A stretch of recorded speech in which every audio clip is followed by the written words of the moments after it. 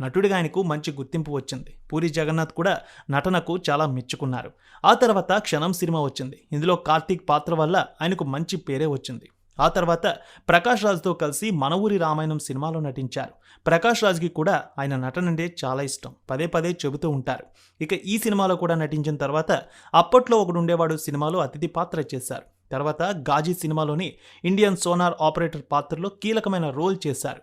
ఆ తర్వాత రోగ్ సినిమాలో అవకాశం ఇచ్చారు. అందులో అంజలి సోదరుడి పాత్ర అద్భుతంగా చేశారు. ఆ తర్వాత తక్స్ ఆఫ్ హిందుస్థాన్లో ఓ రోల్ అయితే చేశారు.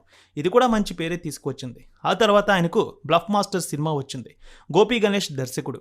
ఈ సినిమా ఆయన కెరీర్లో మరింత పేరు తీసుకువచ్చిందనే చెప్పాలి. యూత్కి బాగా ఆకట్టుకునే చిత్రంగా వచ్చింది.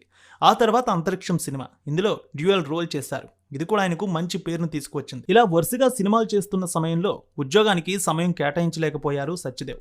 ఓ పక్క సినిమాలు చేయాలా లేదా ఉద్యోగంలో కొనసాగాలనే